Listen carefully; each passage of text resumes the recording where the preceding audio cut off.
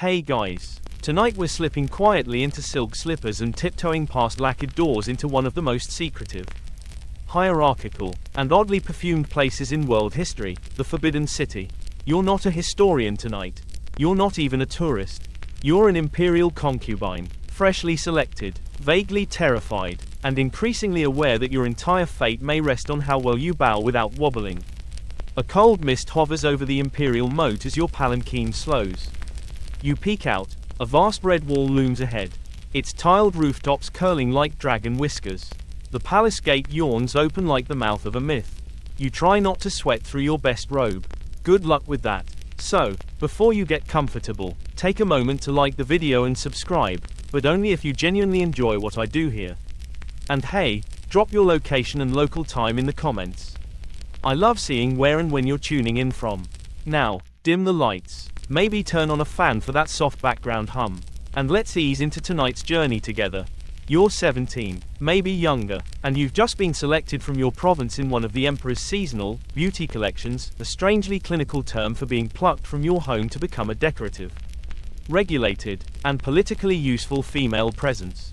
Your name has already been half erased in palace records.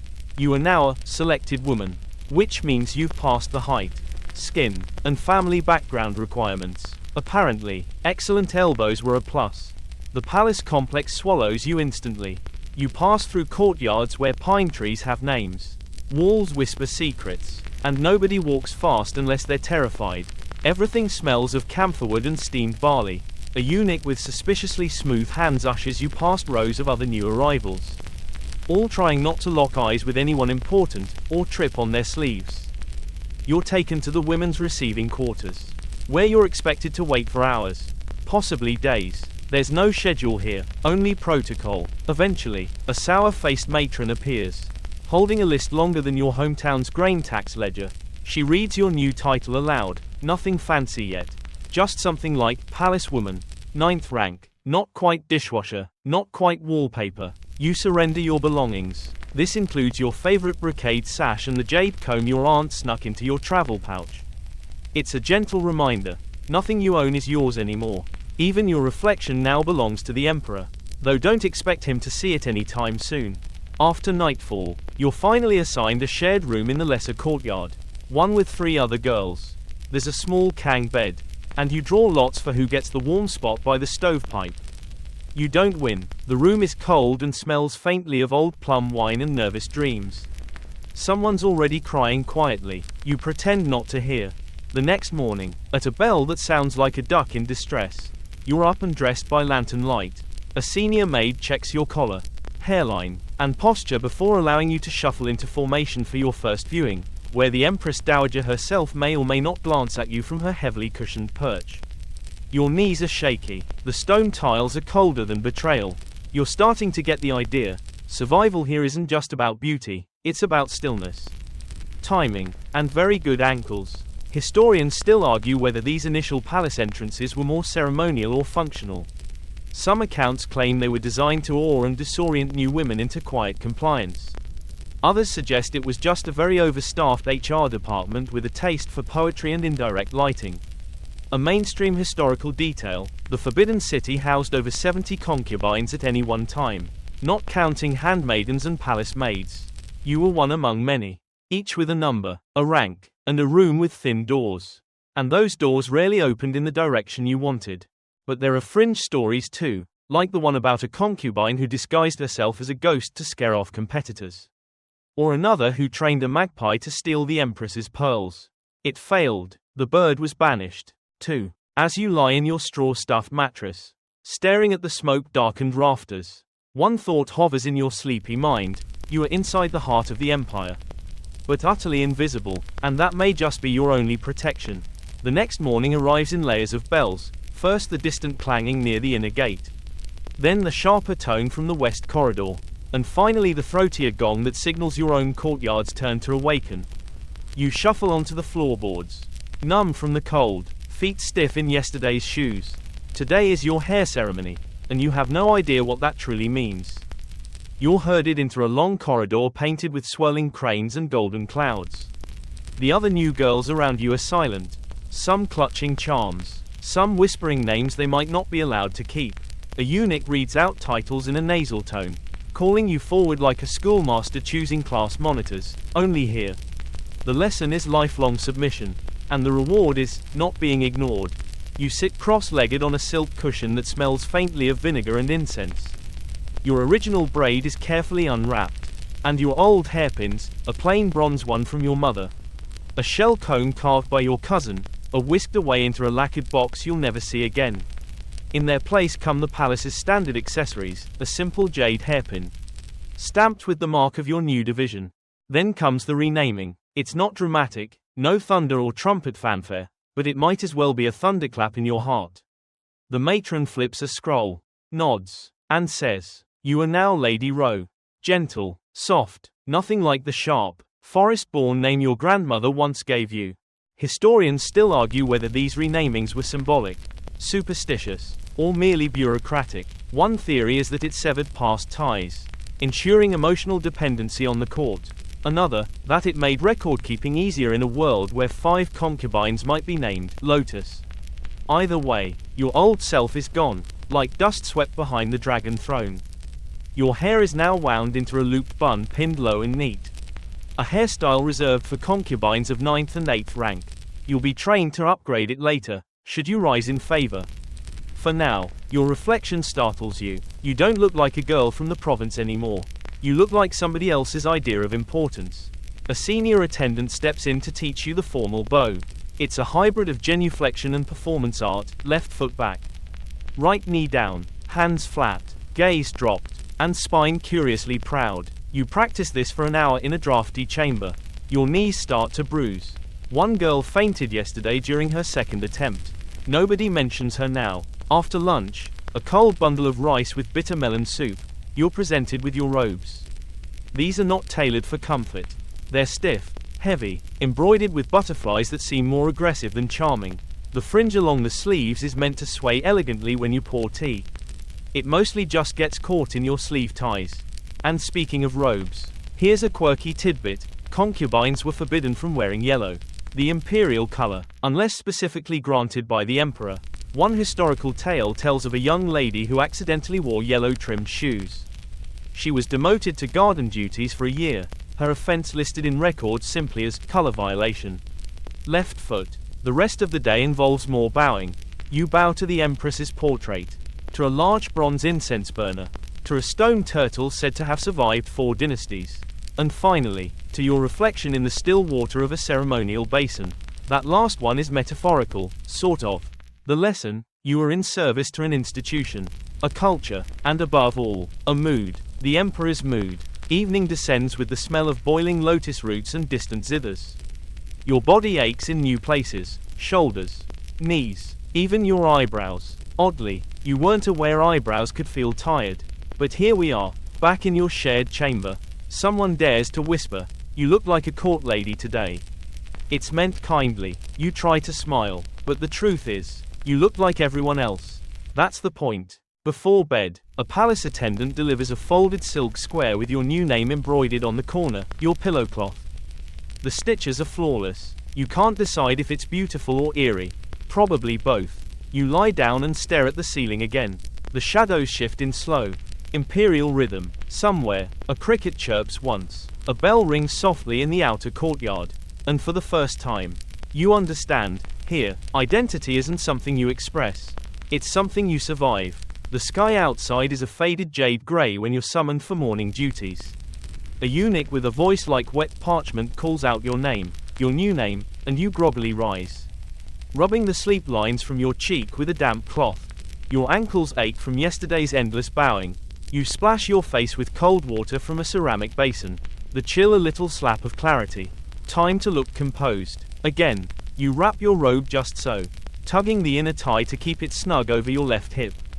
The outer sash must fall precisely at mid-thigh or else. Unclear, but the else is always hovering. A line forms in the courtyard under a peach tree that no one's allowed to pick from.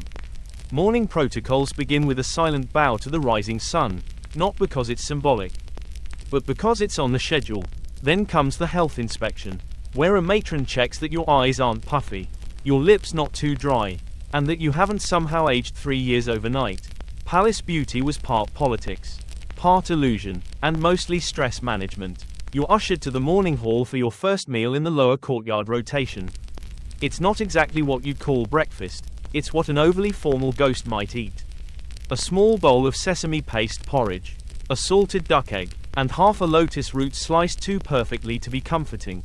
You chew carefully. Everything here is soft, bland, and designed not to stain silk. Even food has rules. Historians agree the Forbidden City's kitchens were marvels of coordination. They operated like little cities of their own, preparing thousands of meals daily across rank and dietary restriction. One entire division was responsible just for sauces, another exclusively steamed dumplings. A fringe tale says one unlucky chef once prepared a cabbage dish, too emotionally forward, and was reassigned to fish washing duties for 2 years. You eat in near silence, sharing the table with 4 other young women who have also just been processed. No one knows what to say yet. One girl, brave or foolish, makes a joke about the porridge texture being like mud in winter. No one laughs, but you all almost do. It's the closest thing to friendship you've felt in days. After breakfast, you're whisked to etiquette training. It's not as gentle as it sounds. You're instructed on the precise way to hold a teacup without letting your pinky drift like a rebellious feather. Your back must remain straight while seated on an invisible stool. There's a real stool. But you're not allowed to fully sit. You learn how to tilt your head to convey modest delight, measured curiosity, and respectful boredom. By midday, your brain is mush and your cheeks ache from controlled smiling. You're assigned to minor hall duty, which, for 9th-ranked concubines, means quietly sitting on a carved stool near the Empress's cousin's embroidery circle. You're not there to stitch. You're there to fill space. That's when you first notice the noise behind the hush. Slippers whispering down stone corridors. The rustle of paper fan signals. The coded coughs of eunuchs as they pass messages without speaking. It's a palace of whispers, where everything you do echoes quietly into someone else's future. The embroidery room smells like peony oil and old ambition. A middle-ranking concubine nods at you, barely. She's wearing an extra hairpin. That means something. Everything here means something. Even the way she sips her tea, slow, eyes down, pinky angled exactly 1 degree off-center, says, "I've survived this long. Can you?" You're dismissed just before the hour of the goat. That's 1 o'clock to 3 p.m. in palace speak. You return to your chamber for rest, which is less nap time and more lie still and overthink everything you did this morning. You clutch your new embroidered handkerchief and trace the stitches with your thumb. You're not sure what your face looked like during breakfast. Did your eyelids droop disrespectfully? Did you lift your spoon too high? Historians still debate whether these breakfast rituals were designed for health or surveillance. Some suggest the bland menu helped regulate emotions. Others argue it simply made it easier to tell who'd had access to richer fare, and, by extension, privilege. The matron knocks twice before entering to deliver your afternoon assignment. You've been chosen to help prepare the incense bundles for the evening ceremony. It's not glamorous, but it's indoors and quiet, ideal for those trying not to faint from stress. You kneel beside a tray of dried petals and carefully stuff them into silk pouches stamped with the Empress's seal. The scent makes you drowsy. You blink slowly, once, twice. A girl next to you whispers that there used to be a concubine who fainted during incense duty and woke up with a new title. She fell directly into the Emperor's path, she says. Or maybe it was staged. The girl shrugs. Anyway, she's gone now, married off to a general in Hubei. That's the thing about stories here. No one knows where fact ends and embroidery begins. But they're all you have. Later that night, as you sit beneath the peach tree again, its blossoms just beginning to furrow, you realize something strange. The protocols, the meals, the bows, the never-ending scrutiny, are starting to blur together, smoothing your panic into something more manageable. Not comfort, not quite, but routine. And in this palace, routine is one of the few luxuries that doesn't have to be earned. You don't notice the hierarchy until it bumps into you. Literally, it's your 3rd day in the Forbidden City, and you're walking back from scroll copying duty when a concubine of 6th rank glides past, robes fluttering like smug little banners, and you forget to step aside fast enough. A sharp glance, a flick of her sleeve, and just like that, your existence has been noted. Not admired, not reprimanded, simply noted. Somehow, That's worse. The palace doesn't have signs posted with rankings or color-coded name tags. But make no mistake, everyone knows where you stand, especially if it's far below them. You are 9th rank, the lowest of the low in the Imperial harem. Above you are 8th ranks, still low. 7th ranks, cautiously hopeful. 6th ranks, mildly terrifying. 5th and 4th, dangerously connected. And the gilded top tier, Imperial consorts. Noble ladies. Guife, titles that flutter like silk but cut like knives. Your job, primarily, is to not mess up in front of anyone higher than you. This includes not standing in their sunlight, not breathing too loudly at dinner, and definitely not accidentally dressing too well. Even your jewelry is restricted by law: 2 bangles, 1 modest hairpin, and absolutely no phoenix motifs. You get cranes. Humble, well-behaved cranes. Historians agree the ranking system inside the Forbidden City was a masterpiece of bureaucratic anxiety. It created competition without clarity, status without stability, promotions were rare, demotions quicker, and favors fleeting. It was less a ladder than a teetering cake stand, beautiful, unsteady, and always one jostle away from collapse. After lunch, you're called to assist a 7th-ranked concubine with her tea preparation. Assist, in this case, means stand silently beside her and hand her the right brush when she wants to annotate her poetry scroll.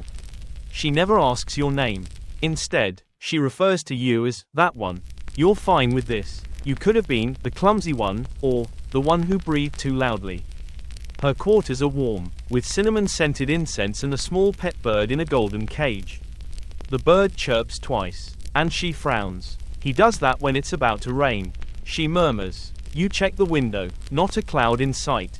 You file that under palace mysteries you will never understand.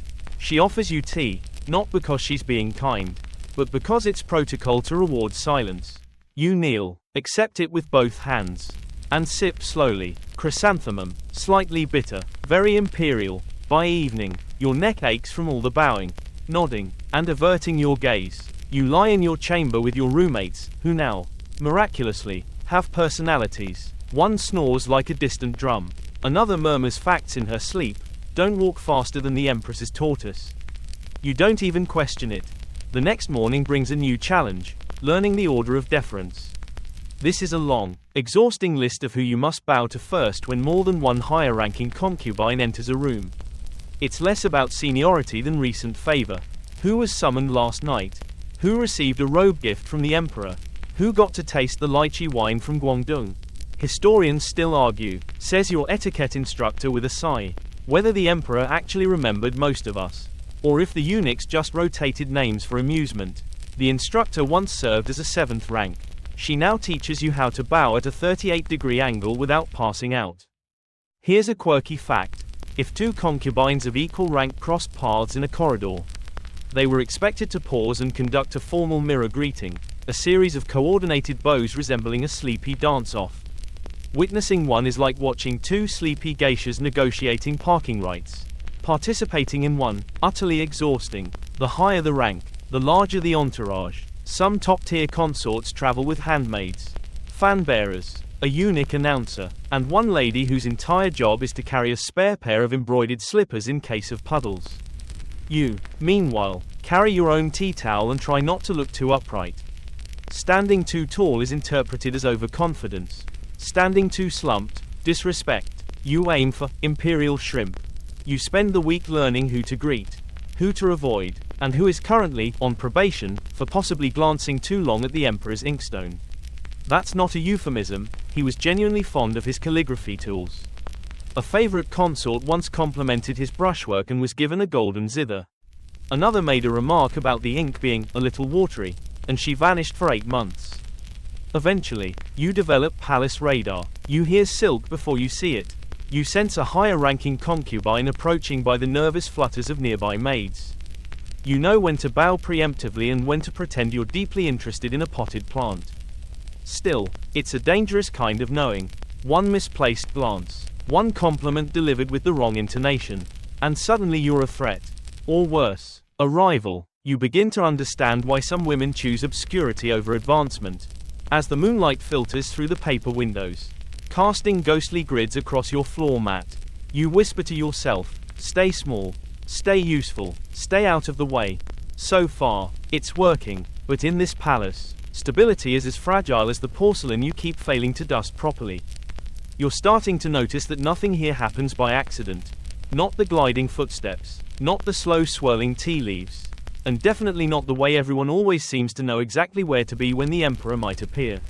Everything is curated, deliberate, and most of all, observed. This morning, you're reminded of that fact when you're told your napkin folding is enthusiastic but misguided. A senior matron stops by your embroidery table just to gently unfold and refold the corner of your mealcloth, murmuring something about the angle being a reflection of inner temperament. You nod solemnly, though deep down you wonder if that angle is also why your soup servings have been getting mysteriously smaller. Welcome to the surveillance ballet, where every gesture, glance, and accidental pause is noticed by someone. Historians still argue whether this relentless observation was purely a method of court control, or a cultural outgrowth of Confucian ideals, disciplined through the harmony of small acts. Either way, it feels less like harmony and more like being the star of a very slow, very quiet stage play, in which you forgot your lines but must continue anyway. Take your walk to the water courtyard. For example, on paper, it's your relaxation period. In reality, you're being watched by two eunuchs, a trainee maid, and possibly a cricket trained to detect sarcasm. You pause by a pond and glance at your reflection, only to realize there are three reflections, you and two higher-ranked ladies behind you. Cue a flurry of carefully timed bows, eye lowering, and the rapid exit of your dignity. Even sleeping is monitored, sort of. You're assigned a rotating schedule for bed checks, not to see if you're there, but to ensure your posture is peaceful. A wrinkled pillowcase can be reported, a restless sleeper marked down as emotionally unstable. One girl was forced to sleep on bamboo mats for a week to encourage spiritual serenity. She now naps with the eerie stillness of a taxidermied deer. A quirky tidbit, one Empress Dowager once commissioned embroidered bed curtains that told stories only visible from inside the bed. Subtle propaganda for concubines. Sleep well, dream loyally, and while no official handbook confirms it, everyone knows, the surveillance isn't just by eunuchs or matrons. It's horizontal. Concubines monitor each other in whispers. One offhand comment at dinner, and suddenly everyone knows you supposedly have a mole on your left toe and cried during flute rehearsal. You're assigned to quiet tea service today, a code phrase for standing in a corner while a favored consort practices zither chords and a scribe records poetry lines. You hand her the tea at the right moment, your sleeves carefully angled, gaze soft but not sleepy. You succeed, almost. Midway through, she says softly, she stands like a reed. It's hard to tell if it's a compliment. The scribe doesn't write it down. Your stomach does a slow tumble. That evening, back in your room, your roommates are gossiping softly over preserved plums. Apparently one 7th-ranked lady dropped a peach pit on the wrong serving tray. Her punishment, 3 days sorting grains by color. You wonder how many shades of rice there actually are. Someone says 14, someone else says it depends on the lighting. You laugh, quietly. It's the first time in days you've felt the bubble of something like humor rise in your chest. It escapes as a small, slightly forbidden giggle. It feels good, but the window is open. The next morning, a note arrives on plain parchment. Laughter during quiet hours is discouraged. That's it. No name, no signature, just that one line, floating like frostbite on your bedding. You begin to understand the real dance here. Move gracefully. Speak gently. Fold your napkin as if the universe might hinge on it, but never forget the invisible audience. The Emperor's eyes may rarely land on you, but the eyes of the court are omnipresent, and often more dangerous. Sometimes, you find yourself performing even when alone. You pour water in silence, bow to doorways out of habit, and correct your posture while brushing your hair. It's not paranoia, it's muscle memory, a choreography of caution. Historians suggest this level of behavioral control helped maintain the palace's aura of sacred stillness. But others argue it simply kept women too exhausted to rebel. Late that night, you roll over in bed and catch sight of the moon through the lattice. Its light touches your pillow with eerie precision, like a spotlight that forgot the play ended hours ago. And still, you keep your hands neatly folded under your cheek, just in case someone is watching. By now, your mornings feel like a soft blur of powder, protocol, and posture checks. You've perfected the art of nodding just enough to imply interest, but not so much that it looks like enthusiasm. Because here, even your mood must follow a script. Today begins with cosmetics. A palace maid, young, stern, and wielding a goose feather fan with surgical precision, tells you. The Empress prefers harmony in complexions. You're not sure what that means. But you nod anyway. She begins by applying rice paste powder, cooling and faintly chalky, brushing it from forehead to chin in slow, circular sweeps. Your face fades behind the mask of what it means to be palace-worthy. She then adds color, a soft rouge on the cheeks, barely visible, like shame in winter, and a dab of camellia gloss on the lips. You resist the urge to rub it off with your sleeve. The final touch, 2 flicks of charcoal on your eyebrows, arched delicately enough to express subdued ambition. Eyebrows are a whole language here. Historians note that the beauty rituals of the Forbidden City were intensely symbolic. Everything, every pigment, every brushstroke, meant something: fertility, modesty, joy, or obedience. You don't feel any of those things. But you look like them now. And that's what matters. After makeup comes mood. A eunuch delivers a scroll with today's temperament assignment. Yes, that's a thing. You are expected to embody tranquil receptiveness, while another 9th-ranked girl across the courtyard is instructed to convey delicate melancholy. You both sit under the same tree. 2 emotional interpretations of a plum blossom. And then come your midday duties. Today, you are a conversation companion to a 3rd-tier concubine who likes to have her poems read aloud by others, but only if they sound convincingly wistful. You're handed a parchment and told to inflect the final syllables as if you've known unrequited love. You do your best. She yawns halfway through. You adjust your voice to be 20% more tragic. The room is perfumed with a blend of sandalwood and mint, intended to promote creative thought. You try not to sneeze. The concubine is petting a silkworm. Yes, a live one. He inspires me, she says. So delicate, so necessary. You wonder if she's talking about the worm or herself. Possibly both. You're dismissed an hour later with a wave so faint it could be mistaken for a muscle twitch. You take your exit cue and return to your quarters, where your feet finally slip out of those embroidered slippers designed with just enough discomfort to keep you alert but not rebellious. Here's a fun, utterly useless fact you overheard during scroll copying. Some palace women used to hide tiny poems inside their sleeves and drop them into incense burners. Not for the emperor, he wouldn't notice. For each other, miniature protests disguised as art.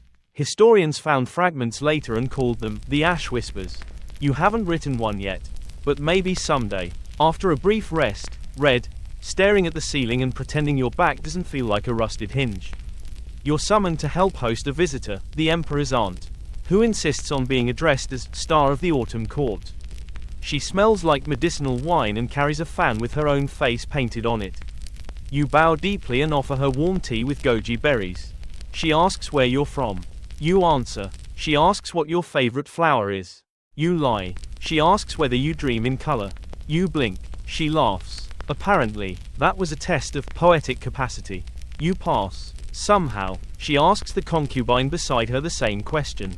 The girl answers, lavender. The aunt frowns. Lavender is not a color, she says. It's an herb. The girl is excused. You now understand that every encounter in the Forbidden City is a hidden quiz. And nobody tells you the rules until after you've failed. As you escort the aunt back to her sedan chair, you hear her whisper to a eunuch. That one has potential. Shame about the provincial accent. You don't know if that's a compliment or a sentence. You bow anyway. Dinner is rice again, this time with slivers of bamboo shoots arranged in the shape of a lotus. You're too tired to appreciate the artistry. You chew slowly and think about the silkworm. Delicate, necessary, not optional. Historians still debate whether concubines were truly passive participants in palace life, or subtle strategists in layers of silk. Some point to documented feuds and carefully orchestrated alliances. Others argue that surviving each day was strategy enough. You lean toward the latter. No one's teaching you the steps to rise in favor. They're just watching to see if you fall.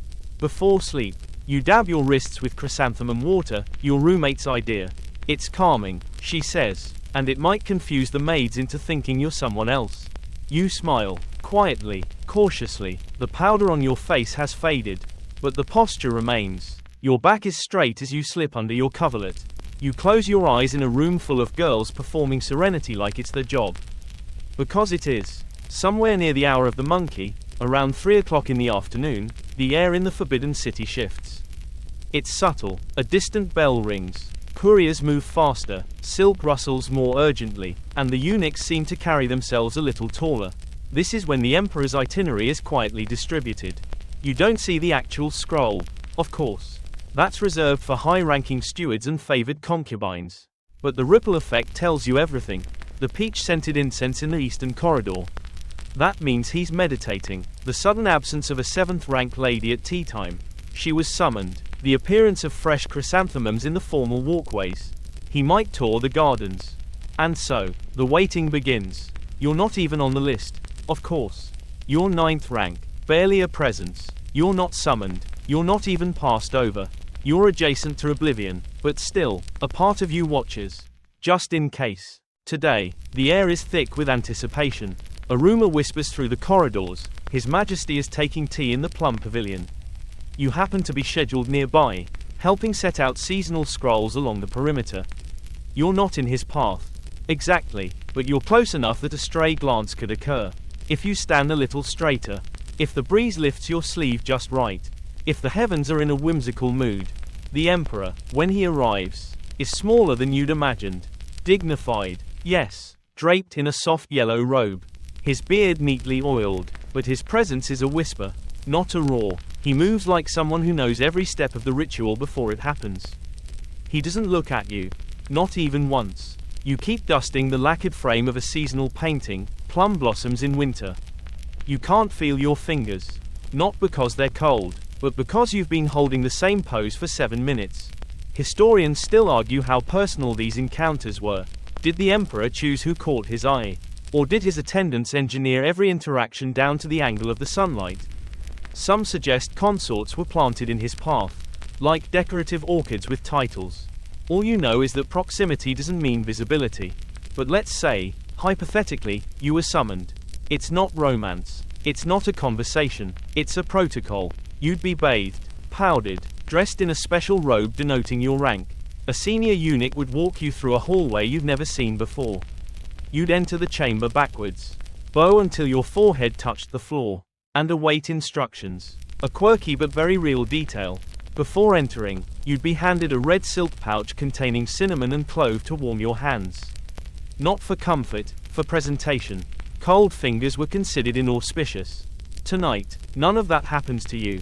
Instead, after your long near miss with Imperial destiny, you return to your quarters and help one of your roommates untangle her robe sashes. She's been practicing her accidental stumble technique. The plan is to trip gracefully near the Emperor's reading path. She's been rehearsing for a week. You don't ask how she knows the path. You just smooth out the hem of her skirt and tell her it looks convincing. And it does. She could fall like a poem if needed. After dinner, a surprisingly good millet porridge with preserved apricot, you head to evening etiquette review. Everyone seems more alert tonight. Probably because of the summoning energy in the air. Even the senior instructor has a touch more rouge on her cheeks. She drills you on receiving the glance. Yes, it's a thing. You must accept the Emperor's gaze with humility, not expectation. You should not look directly back unless prompted. Your eyelids must flutter softly, like bamboo in spring wind.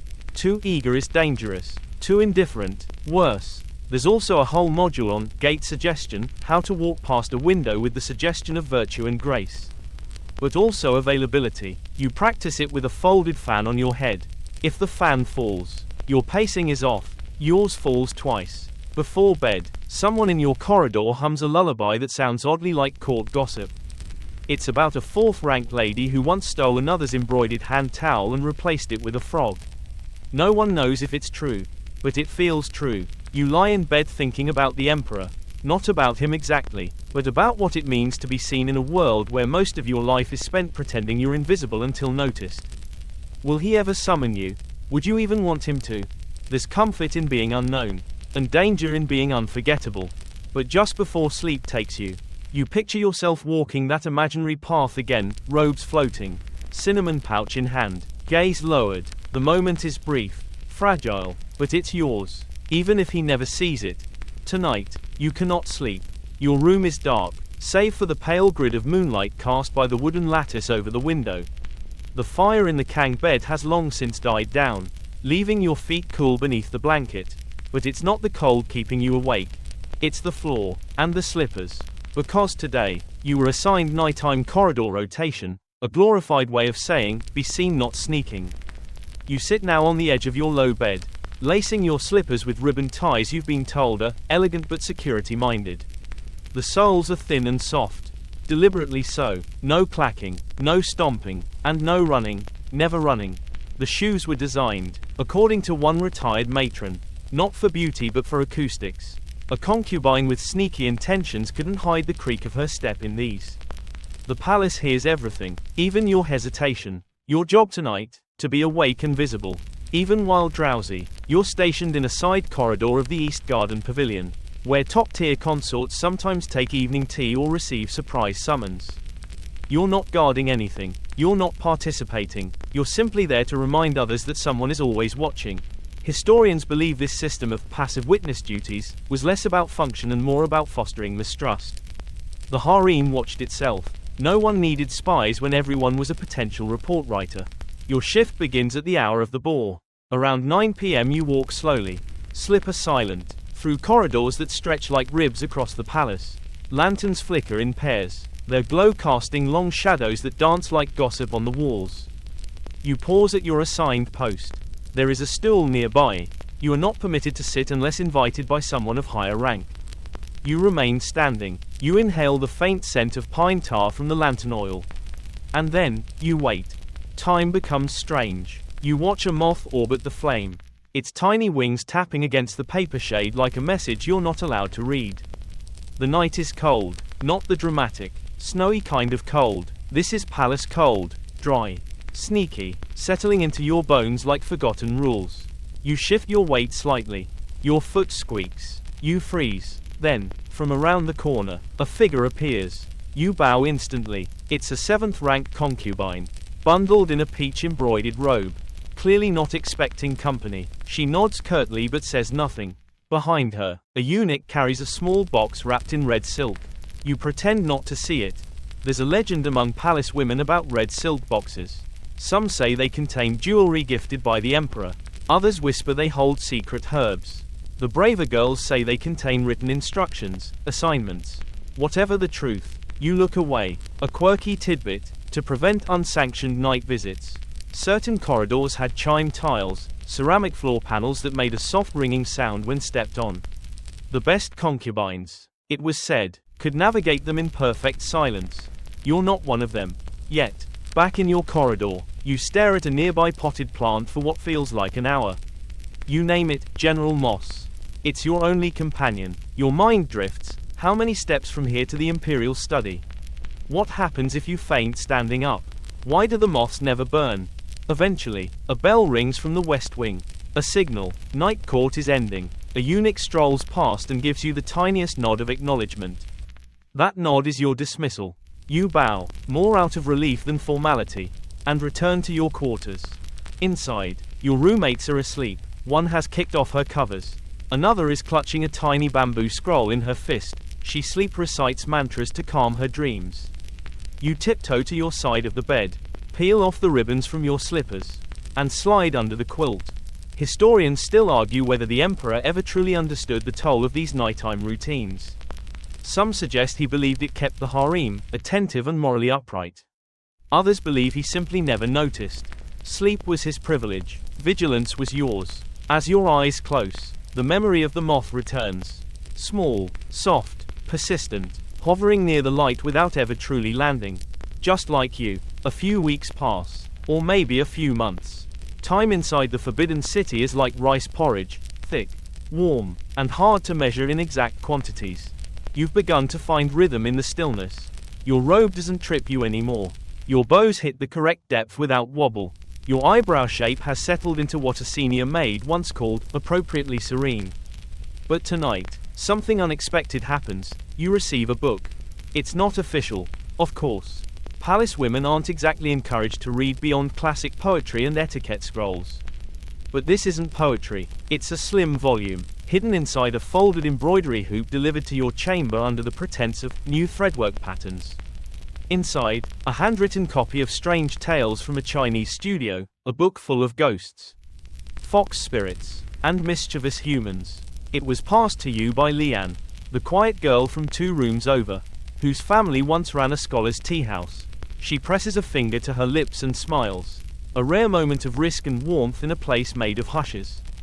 That night, you read by the faint light of a dwindling candle stub, your blanket pulled high to muffle the glow. The story is about a man who marries a fox disguised as a woman. You don't know whether to be comforted or alarmed. Either way, it's yours. A secret, a thrill, something forbidden that doesn't taste like shame. The next day, you see Leanne again in the incense courtyard. Neither of you acknowledges the book. Instead, you compliment her embroidery of peonies. She replies, "Peonies are brave in spring." You nod. That's how you speak here now, poetry as code, metaphor as survival. Historians argue whether friendships among concubines were genuine or strategic. Some say shared origins and boredom bred intimacy. Others insist such bonds were calculated acts of self-preservation. In truth, it's likely both. Your heart doesn't strategize, at least. Not well, but it does know who you trust with a secret napkin doodle of the Emperor's sideburns. Because yes, you've started drawing, in your scroll copying duties. When no one is watching, or when the eunuch is asleep. You trace tiny animals into the margins, a deer with crooked antlers, a duck wearing a tiny hat. You show them to no one, but they exist, they matter. Here's a fringe tidbit for you. One imperial consort reportedly composed an entire opera using coded embroidery knots. Each color and loop stood for a musical phrase. The script was discovered decades later, sewn into the lining of her winter robe. You like to imagine her humming the songs while drinking medicinal broth. After lunch, you sit beneath a wisteria trellis and share preserved plums with Leanne. No words pass between you, but your pinkies brush. Connection, in this place, doesn't come loudly. It arrives like steam on a porcelain lid, slow, inevitable, and just barely visible. Later that evening, you slip the book back into the embroidery hoop and return it quietly to her maid. You've left a note tucked between the pages. It simply says, "Foxes always find a way out." But books aren't the only things passed in secret here. There's another girl, Gia, who you suspect is slipping notes to one of the junior scribes. You spot her twice near the peach grove, adjusting her hairpin while a folded scrap flutters loose. You say nothing. You admire the bravery, or maybe the foolishness. Sometimes they're the same. One evening, Gia's name is read aloud at roll call, and not in the usual order. She's reassigned. That's all they say. Her bedding is folded and gone before breakfast. Her mirror, left behind, still holds the faint warmth of her absence. You ask nothing. No one does.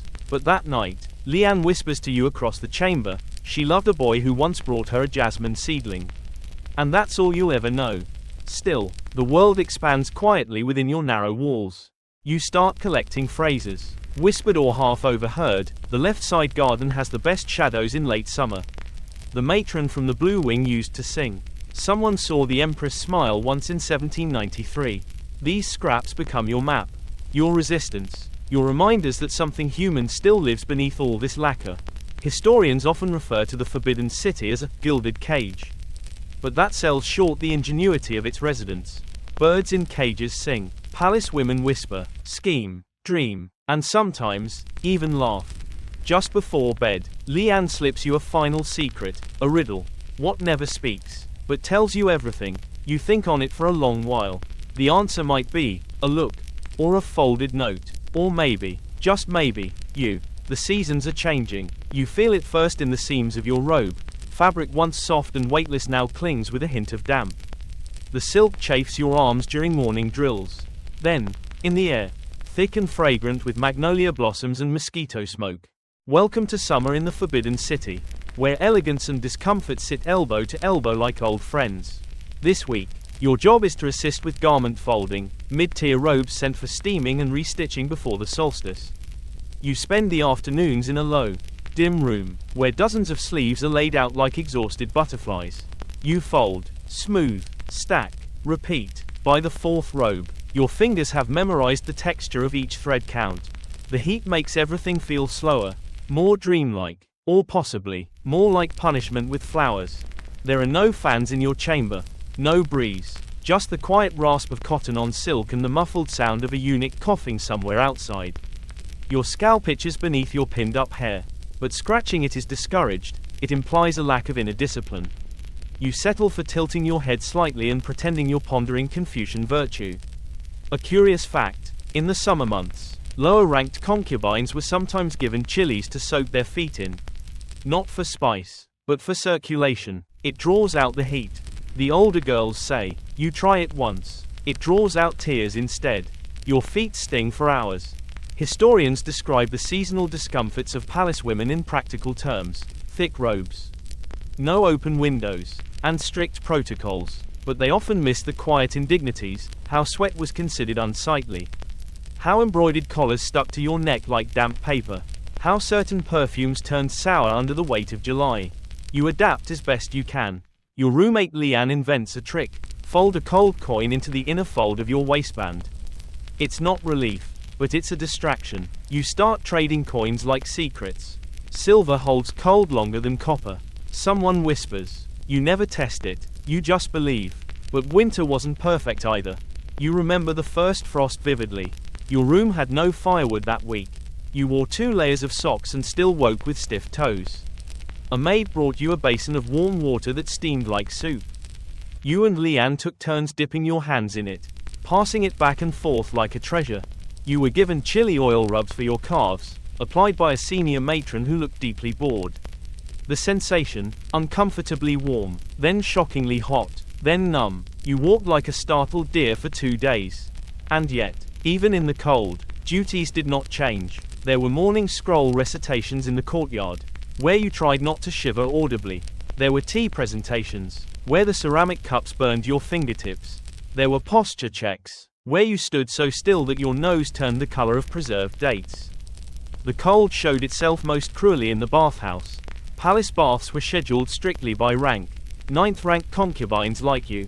Last rotation. By the time your turn came, the water had cooled, the steam had drifted, and the servants were tired. You scrubbed quickly, quietly, under oil lamps that hummed like judgment. Still, you found ways to endure. You took to layering thin silk under your pillow, folding it into a square just large enough to warm your cheek. You learned which part of the sunlit corridor stayed warmest at noon. You discovered that the kitchen occasionally left ginger scraps by the back door, steeped in hot water.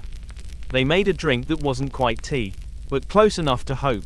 A quirky tradition: on the coldest day of the year, some concubines would leave tiny paper lotus flowers at the foot of their kang bed. If it was still upright by morning, it meant good fortune. If flattened, it meant practice humility. You never figured out where the superstition started, but you folded your lotus every year anyway. Summer, winter, they blur in memory, separated only by what burned and what froze. And yet, the palace keeps spinning. Tonight, as the warm wind lifts the edge of your curtain and the sound of distant flute practice drifts in like a dream, you realize something: you're still here. Not favored, not promoted, but present, quietly, completely, unmistakably present. Historians still debate whether survival in the harem was a sign of strength or stagnation. You decide it's neither. Survival, here, is an art form, one stitched slowly from fabric, patience, and whatever tiny joys you can squirrel away between incense ceremonies, like cool coins, and shared ginger tea, and the knowledge that even a girl in threadbare socks can fold a robe with dignity. You've become a connoisseur of palace gossip. Not the loud, juicy kind that floats around a village square or a market stall. No, this is refined, subtle, lacquered with etiquette and laced with plausible deniability. It travels through sideways glances, coded embroidery patterns, and most commonly, chopsticks. Yes, chopsticks. This morning at breakfast, a girl from the Western Wing accidentally tapped her bowl 3 times before lifting it. Someone whispers. 3 taps means someone's been demoted. You glance up. Her mouth is neutral, but her eyebrows are telling a story. You look away quickly. Knowing too much can be as risky as knowing nothing at all. Historians often describe palace gossip as a liability, a feminine indulgence, but they underestimate its utility. In a world of tight hierarchies and no direct communication, Rumor is currency. It tells you who's rising, who's falling, and who might be worth shadowing closely for the next few days in case their proximity earns you a warmer stool. Today's hot topic: one of the 4th rank consorts was caught borrowing a bracelet from the Empress's ceremonial jewelry box. Some say it was a mistake. Others say it was bait. Everyone agrees she won't be visible for a while. You and Leanne share a plum candy and pretend to be discussing flower arrangements. But really, you're trying to decode the movements of a specific maid who's been reassigned 3 times in 1 week. That sort of reshuffling doesn't happen without drama, palace drama, of course. Being equal parts pettiness and peril. Then there's your new obsession, crickets. Yes, crickets. Every autumn, concubines are allowed to raise them in little carved cages made of bamboo or porcelain. At first, you thought it was a childish pastime. But now your cricket has a name, Bian, and a tiny reputation. You learn from a 6th rank concubine that cricket chirps are believed to reflect a woman's inner harmony. A soft, even song, serenity, sporadic noise, discord, silence, possibly a cursed future. You don't ask who came up with that system. You care for Bian like a prized jewel. You feed him steamed millet and speak to him during robe folding. Leanne jokes that he probably knows your secrets. You tell her he's discreet. One afternoon, a senior consort strolls past your courtyard and hears Bian chirping steadily from your windowsill. She pauses, smiles, and says, "Ah, the sound of balance." You bow so deeply you nearly headbutt the ground. That night, Leanne leaves a gift by your pillow, a tiny cricket comb made of bone. You're not sure whether to laugh or cry. Here's a quirky footnote from palace history. One emperor, reportedly obsessed with cricket tournaments, once bet a golden ewer on the outcome of a match. The winning cricket was given a miniature silk banner. The losing one was fed to a fish. Harsh. Later, you discover a whole network of underground cricket admiration. Concubines compare chirp tones in hushed circles, passing around teacups not filled with tea, but with tiny grains soaked in ginger water, cricket food. You never knew this much intensity could be directed at insects. But of course, the cricket is a stand-in, a symbol, a metaphor for everything you can't say aloud. Historians still argue whether the rise of cricket culture was a legitimate expression of feminine joy or a distraction tactic, something to keep concubines busy while the men decided their fates. You suspect it's both, and neither. All you know is that when Bian sings, you feel like you still exist. One evening, you catch sight of a 7th rank lady slipping a folded note under a cricket cage. You're not supposed to see this. She catches your gaze, holds it a moment too long, then nods once before walking away.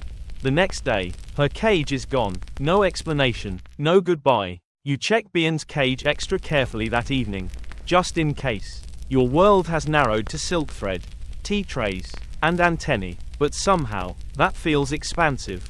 You realize now that gossip is not always malicious. Sometimes it's just women narrating their own existence to each other, when no one else will. Before sleep, you listen to Bian chirp softly beside you. You've placed his cage on the windowsill, where he can feel the breeze. You close your eyes to the rhythm of his song, and for a moment, the Forbidden City feels like a place where something still lives freely. Even if it only has 6 legs. The pomegranates are ripening. They appear first in the Empress's private garden, their thick skins glowing red like lacquer bowls, their seeds plump and gleaming when sliced open for ritual offerings. And just like that, they take on meaning, not as fruit, but as symbols of fertility. The concubines begin whispering about them almost immediately. You overhear it during scroll cleaning duty. "Did you see who was offered a whole pomegranate at last week's tea?" someone murmurs.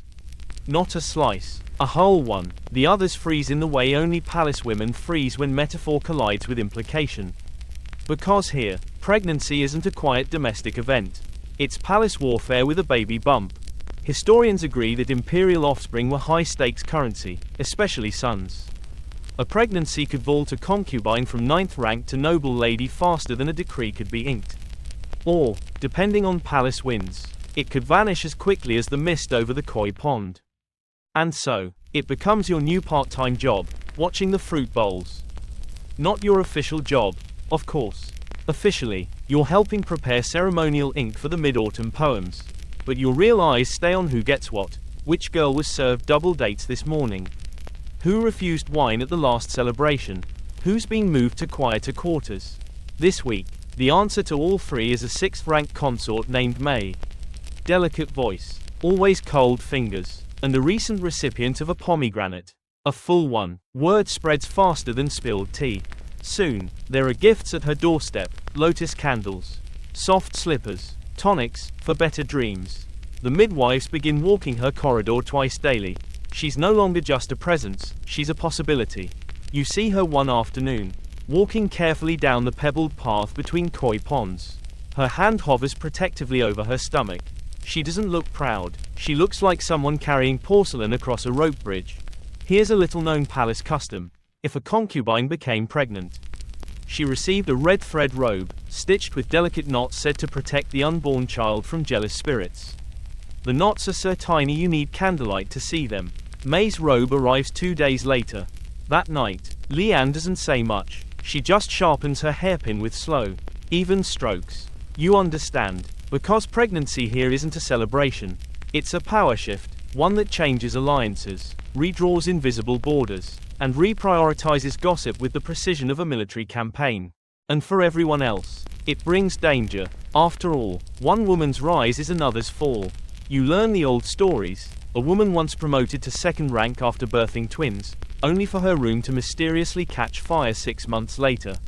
No injuries, but the infants were removed for health reasons. She never saw them again. You want to believe such tales are exaggerated. Palace ghost stories dressed up as cautionary tales. But the older concubines never smile when they tell them. Even the empress has her rituals. She's seen placing flower petals in a bowl beside her incense burner. Some say they're blessings, others say they're warnings.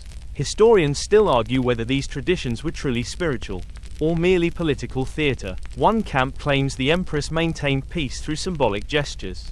The other suspects she simply knew how to weaponize rumor. Meanwhile, you're still folding robes and watching fruit bowls. Leanne whispers that she once saw a woman fake a pregnancy for 3 weeks, using padding and careful expressions. It worked, briefly, until the palace physician visited. She was demoted to laundry duty and hasn't spoken since. It's a reminder. Hope in the Forbidden City is shaped like a pomegranate. Beautiful, sweet, and full of seeds that can easily spill. As May's belly grows, her circle shrinks. Fewer visitors, more rules. Even the way she holds her cup is now observed. Too high. And she's arrogant. Too low. And she's frail. You realize that carrying a child here is not a gift. It's a test. One you might not survive even if you pass. You and Leanne discuss it late one night. Chewing preserved ginger. Would you want it? She asks softly. You don't answer right away. You think of the red thread robe. The flower petals. The silence. Maybe, you say, if I could choose the ending. She nods, then quietly says, I'd name mine after the moon. You say nothing, but you remember that. And in the morning, you bow a little deeper to May in the courtyard. Not because she's above you in rank now, but because she's carrying something in a palace that barely lets you carry yourself. It begins with a cough. Not yours, though you've been feeling a bit lightheaded for days, but from someone much higher up the ladder. One of the 4th-ranked consorts. Apparently, collapsed during her inkstone polishing routine. A scandal, though no one will say so aloud. Within 48 hours, you're reassigned. No explanation, no warning. A eunuch arrives at dawn. Hands you a scroll with your name and a new location. Just like that. Your bedding is folded, your drawer contents bundled, and you're on your way to the lonely court. It doesn't appear on any official map. It has a proper name, something poetic about moonlight and peach groves, but everyone just calls it what it is. A quiet wing on the northern edge of the compound, close enough to remain technically within the inner palace, but far enough to be forgotten by everyone who matters. The halls there echo differently. The red lacquer is faded, the floor tiles uneven, the servants move more slowly, and fewer of them bother to bow. It's as if time slips sideways in this part of the Forbidden City. Your new room is smaller, cooler, with a window facing a patch of garden that hasn't seen a proper gardener in months. Weeds grow between the stone tiles like hopeful interruptions. There's no shared Kang bed now, just a low sleeping mat and a single oil lamp. You're not alone here, of course. There are others, quiet ones, women who, for various and mostly whispered reasons, no longer feature in the Emperor's orbit. One is a former 6th rank consort who once spilled tea on the Empress's hand scroll. Another used to sing nightly for the Emperor's uncle, until he left the capital and forgot her name. A third never rose above 8th rank but grew too comfortable in her role. She crocheted loud slippers. She was encouraged to seek a more tranquil placement. They don't talk much. They stitch. They walk the garden paths. They feed the koi. And they remember. It's unsettling at first, like being placed inside a memory that isn't yours. The air is full of used to bess. You start to notice odd things. A broken hairpin tucked into the lattice of your window. A drawer lined with pale blue silk that's faded in the exact shape of a missing perfume bottle. Historians call these areas secondary quarters, or quiet retirement wings. They're meant for concubines past their prime, or for those who have made quiet enemies. But there's no official demotion, no ceremony, just a drift, like a feather sinking through air that doesn't stir. A quirky detail, the lonely court has its own calendar. The women here celebrate their birthdays on whichever day the lanterns are replaced. They say it's easier to remember. We're not people here, one murmurs. We're shadows with routines. Still, there's a strange comfort in the monotony. No one expects much. You wake when the sun rises. Sweep your corner of the garden. Pour tea for yourself. And embroider without deadlines. There are no summons. No posture checks. No temperament assignments. You miss the intensity. And you don't. One afternoon, you find a folded fan tucked behind a loose panel in your room. On it, painted in delicate brushstrokes, is a peony in bloom, with tiny birds flying away from it. You trace it slowly with your fingertip. A message, a memory, you never find out, but you keep it. You think of Leanne often. You imagine her still sipping ginger tea in the central wing, still folding her sleeve just so before passing notes. You wonder if she knows where you are, or if you've become just another vanishing among many. You try not to care. And yet, at night, you whisper poetry into the shadows. Lines you remember from before. Lines you make up. Words have become your only resistance. Now that attention has left you. One day, while sweeping near the garden wall, you spot a small bundle tucked between stones. Inside, a dried pomegranate blossom and a piece of paper folded 4 times. No words. Just the faint imprint of a thumb smudged with red ink. You smile. Someone remembers. Historians still argue whether banished concubines ever made their way back into favor. Some say yes, a few rare cases of women called back after years in the shadows. Others claim the return was worse than being forgotten. You decide not to wish for a return. There's something almost peaceful here. You watch the koi. You embroider stories into pillowcases. You write imaginary letters to crickets long since buried beneath plum trees. And when the bell tolls faintly from the main court, you bow toward the sound, not out of duty, but out of habit, the kind that keeps you upright, even when the world forgets to look. The garden here is haunted, but not by ghosts, by memories with excellent posture. The longer you stay in the lonely court, the more women you notice drifting through it. Not many, just enough to fill a long, quiet corridor with distant footsteps and the occasional sigh that might actually be a breeze. They wear robes that were once vibrant, now dulled by sun and age. Like silk paintings left too long in the light, you begin to learn their rhythms. There's Lady Wen, who once ruled the winter court. She now trains squirrels with sweet potato chunks. No one knows if the squirrels come for the food or the companionship. She speaks softly, but when she does, her voice holds the weight of entire seasons. And then there's Madame Zhao. She insists on the Madame. She was a favorite once. 3rd rank. People still talk about the time she received a zither strung with gold thread. It arrived in a box carved with dragons. Now, she names stray cats after eunuchs. See that one? She whispers one morning, pointing to a lazy orange tabby dozing in the sun. That's little Zoo, always sleeping on the job. You laugh, not politely, honestly. It surprises you. She smiles, pleased. These women aren't bitter, or, rather, they've passed through bitterness and come out the other side into something gentler. Stranger, like tea that's steeped too long but somehow tastes better for it. Historians often overlook these women. They focus on the favorites, the promotions, the drama near the dragon throne. But there's an entire afterlife inside the palace walls, a slow drift into irrelevance filled with plum trees, old perfume bottles, and meticulously folded regrets. Some still wear makeup, out of habit. Others don't bother. The mirror in your own chamber has started to tarnish at the edges. You catch glimpses of yourself now the way others might see you later, softened, worn, but intact. A curious tidbit: one empress reportedly declared that concubines over 30 were to be granted tranquility. She meant early retirement, but the women here always say it with a wink, granted tranquility. As if they were gifted a noble title in invisibility. You start spending mornings with Madame Zhao. She has an entire cabinet of trinkets, hairpins from the Peony Festival, broken combs, faded inkstones. Each one has a story. Some true, some clearly invented. You love them all. This, she says, holding up a chipped lacquer box, was given to me after I recited a poem so beautiful. The emperor forgot his own name. You raise an eyebrow. She grins. Well, that's how I remember it. You ask her if she misses it. The attention, the silk robes, the whispers of favor. Sometimes, she admits, but mostly, I miss my own voice. When I was favored, I never got to use it. You understand more than you thought you would. There's a strange freedom in this place. No one cares what angle you bow at anymore. You can walk with your shoulders slightly slouched. You can eat your rice with a bit too much vinegar and no one will comment. You even let your sleeves get dusty. The solitude becomes a kind of luxury. You spend afternoons stitching poems into the hems of old garments.